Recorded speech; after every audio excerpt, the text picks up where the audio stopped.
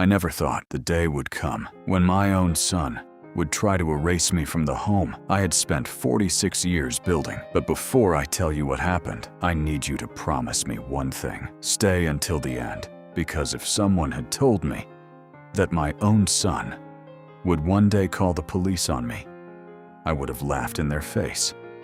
Instead, I lived through it. And what happened after they found my final letter changed every single person in my family forever. My name is Richard. I'm 72 years old. 3 years ago, I buried my wife, Margaret. We had been married for 48 years. She wasn't just my wife. She was my best friend.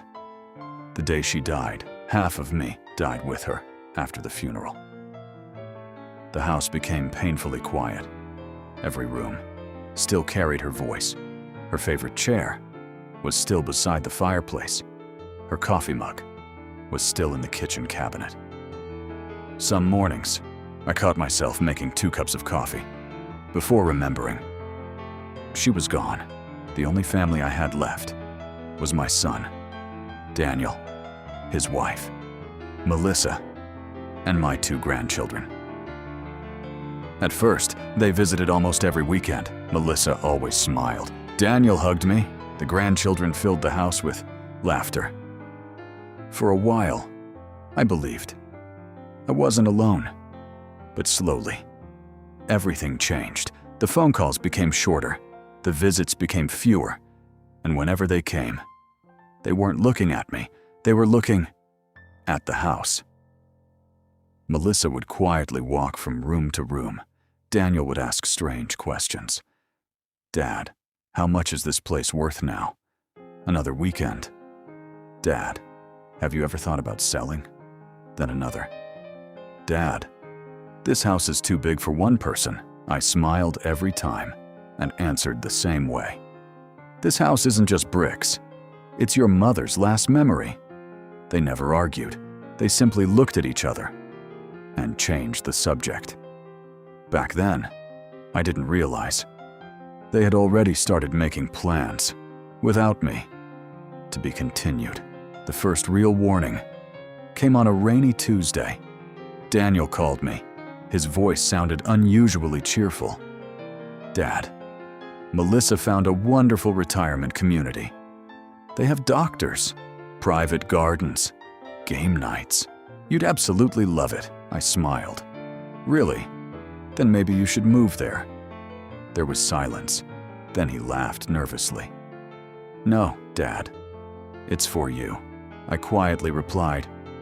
I'm not interested. His voice immediately changed. You're being stubborn. That one sentence stayed with me all day. For the first time in my life, my own son made me feel like I was nothing more than a problem. A week later, they came over for dinner. Melissa brought dessert. Daniel brought flowers. Something felt off. They were being too nice. During dinner, Melissa suddenly smiled. Richard, we've already spoken to the nursing home. I slowly put my fork down. You what? They have 1 room left, Daniel quickly added. We even paid the deposit. I stared at both of them.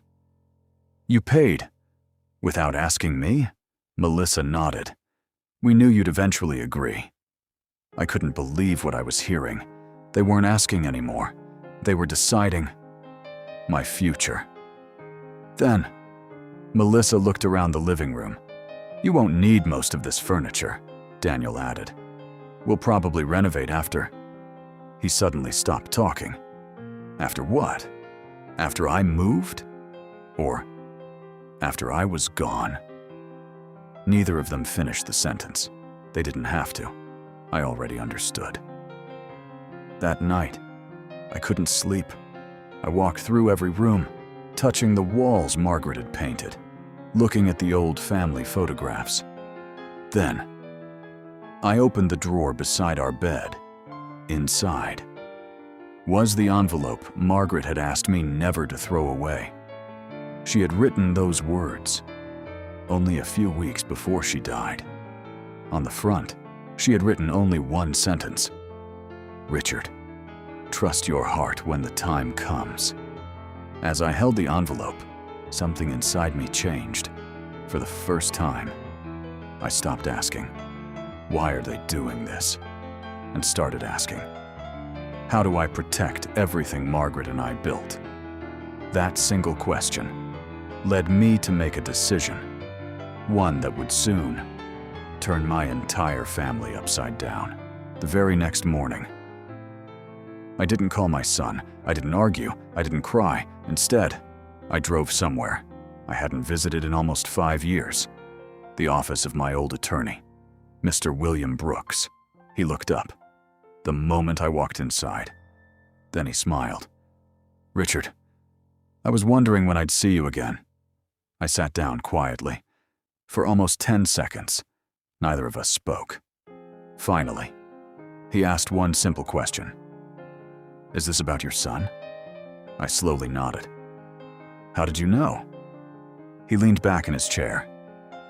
Because people don't visit me for estate planning. They visit me when someone they love has stopped loving them back. Those words hit me harder than I expected. For a moment, I couldn't even answer. I told him everything.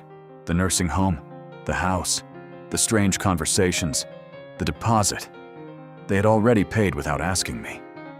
When I finished, Mr. Brooks remained silent.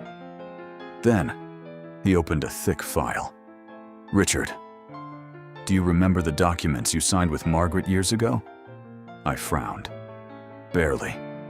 He placed several papers in front of me. Your wife prepared something. In case this exact situation ever happened. I stared at him. What are you talking about? He slid one document toward me. Margaret's signature was still there.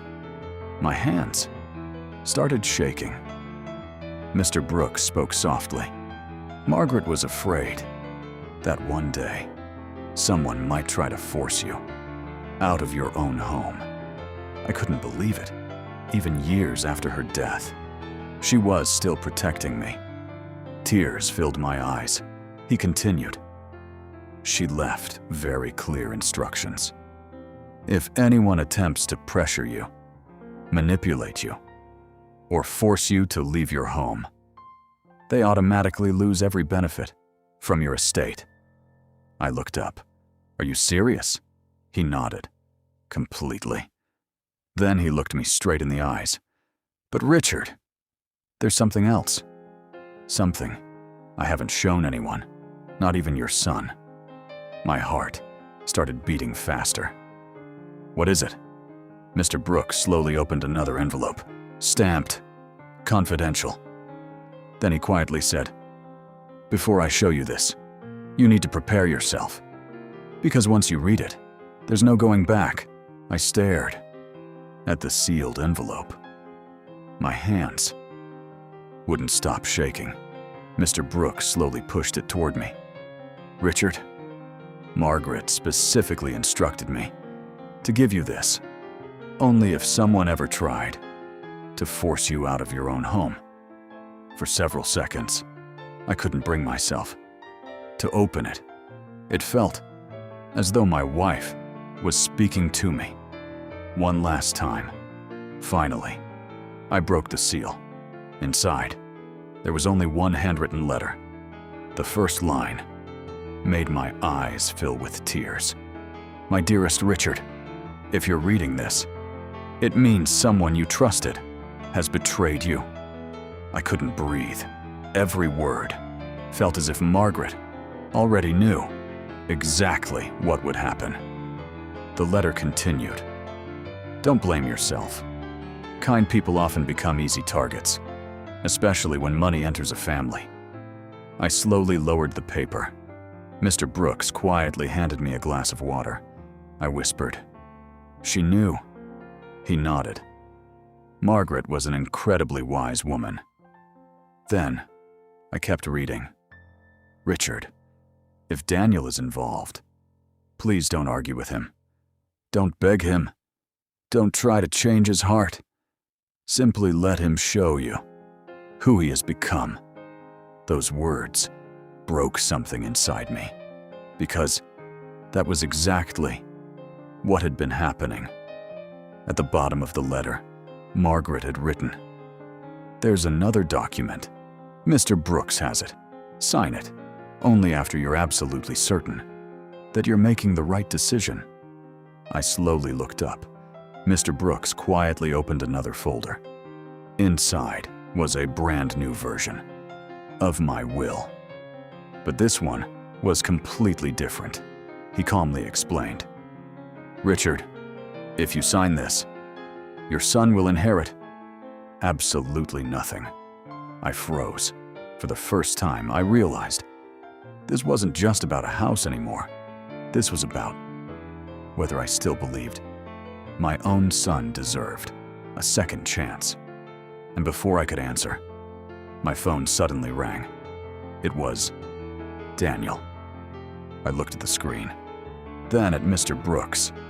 Something told me that this phone call would change everything. My phone wouldn't stop ringing. Daniel, calling again, and again, and again.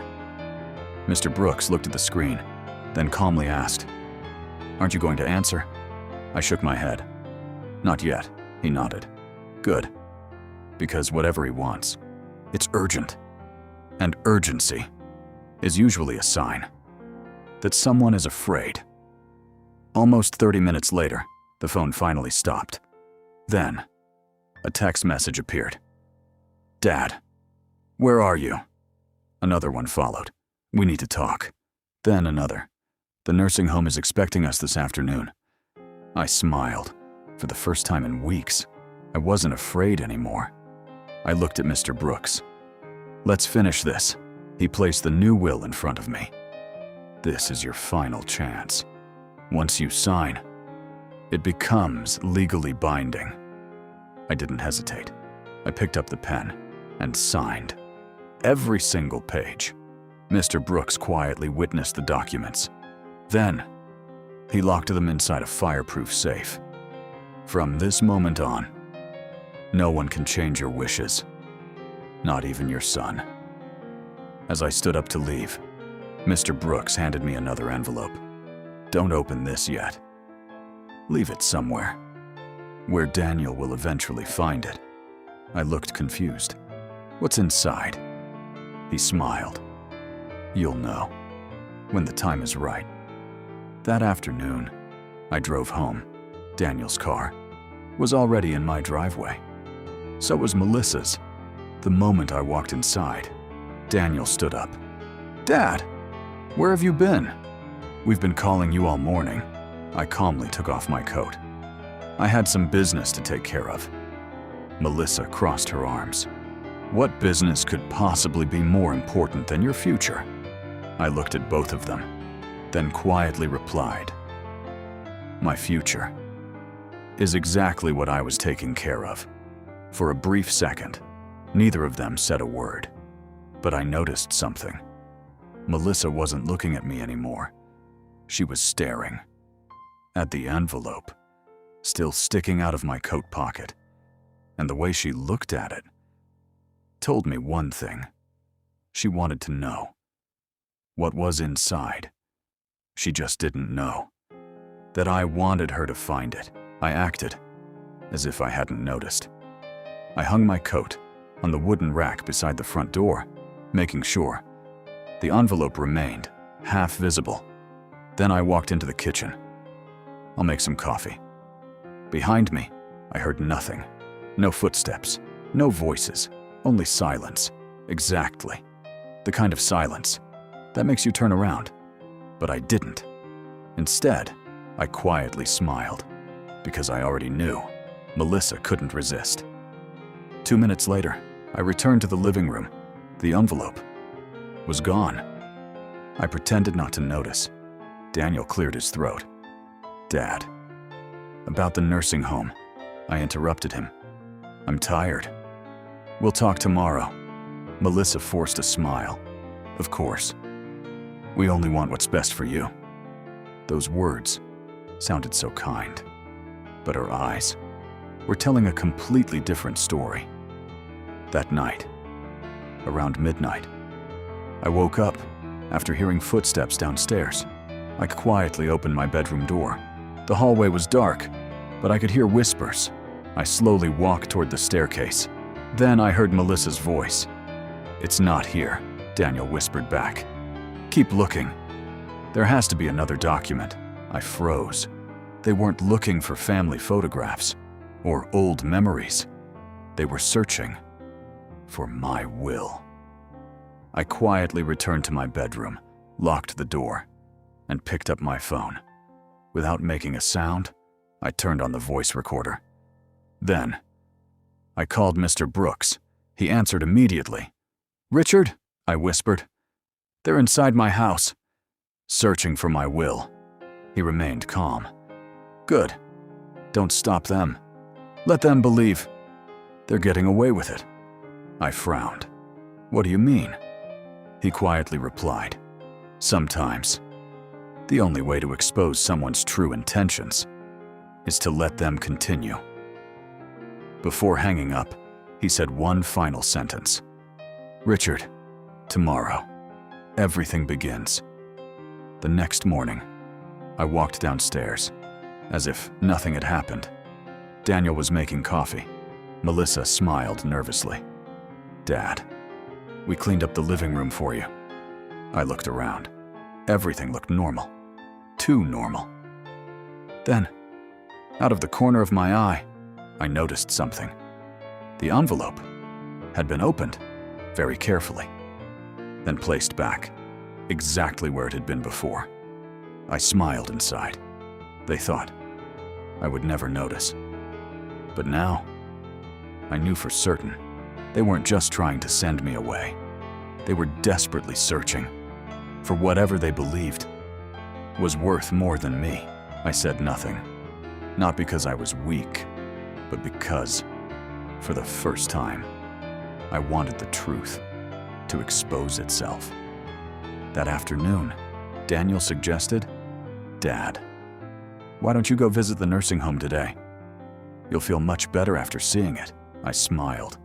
"Maybe tomorrow." His smile disappeared for just a second. Then, he forced it back. Of course. The moment they left, I checked every room. Nothing seemed out of place until I entered my bedroom. The bottom drawer, where Margaret kept her jewelry, was slightly open. I never left it open. Someone had searched it, carefully, slowly, looking for something. But they hadn't found it, because the real documents were no longer in the house. That evening, Mr. Brooks called. "Richard, it's time. I've arranged everything." "What do you mean?" "I've invited Daniel and Melissa to my office tomorrow morning." I frowned. "They don't even know you. They'll come. Trust me." Before hanging up, he quietly added, "And don't forget, bring the letter." The next morning, I arrived 10 minutes early. Mr. Brooks greeted me, then asked me to wait in the conference room. A few minutes later, the front door opened. Daniel walked in, followed by Melissa. The moment they saw me, their faces changed. "Dad? What are you doing here?" Before I could answer, Mr. Brooks entered the room. "Please, everyone take a seat." Melissa looked confused. "Who are you?" He calmly replied, "I'm Richard's attorney." The room instantly became silent. Daniel swallowed hard, then forced a smile. "Attorney? Dad, why would you need a lawyer?" Mr. Brooks looked directly at him. "Because your father asked me to protect him." Daniel's smile completely disappeared. For the first time, I saw fear in my son's eyes. And then, Mr. Brooks slowly reached into his briefcase, pulled out the same envelope they had secretly opened the night before. He placed it right in the middle of the table.